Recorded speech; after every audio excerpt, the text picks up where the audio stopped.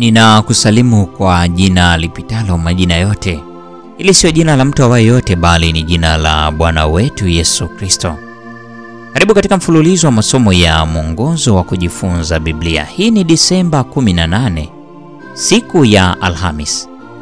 Ni somo la 12 katika robo hii ya 4 ya mwaka 2025. Somo linalosema Mungu ni mwaminifu. Leo tunaiangazia mada ndogo isemayo mng'ang'anie Mungu.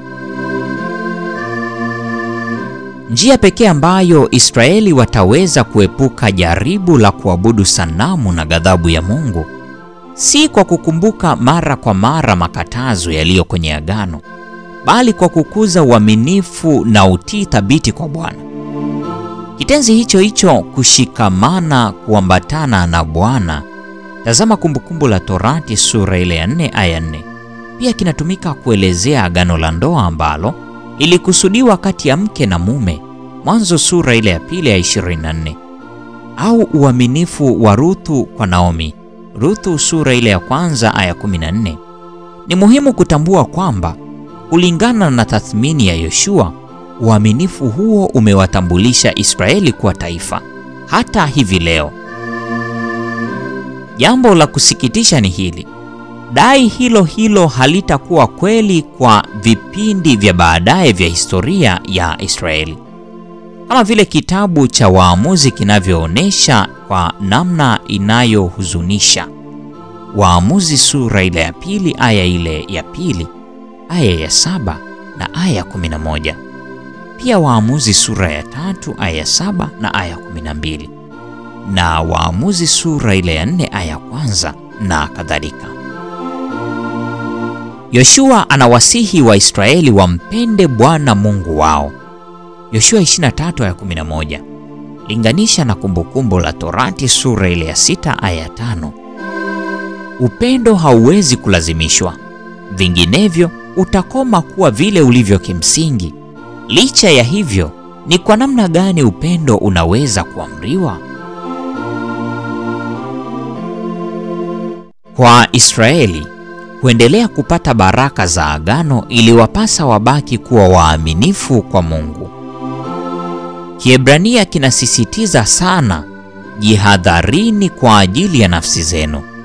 Neno ahaba, upendo, laweza kurejelea aina mbalimbali za shauku za kibinadamu, likihusisha uhusiano wa kirafiki, urafiki wa kingono, uororo wa uzazi, upendo wa kimahaba na uaminifu kwa Mungu. Ikiwa tunaelewa upendo kwa Mungu kama kujitolea kwa kukusudia na kujitoa kikamilifu kwake, kunaweza kuagizwa bila kukiuka kanuni yake ya asili.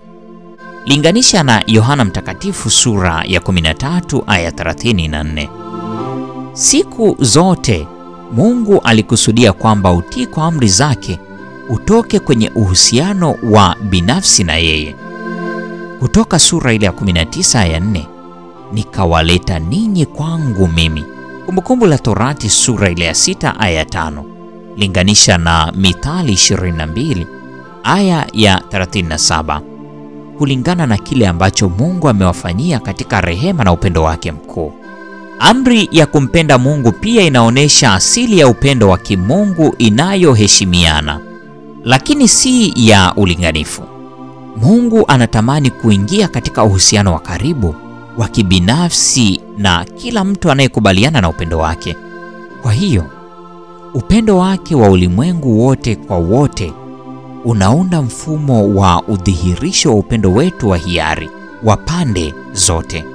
Yesu alitoa amri mpya kwa wanafunzi wake.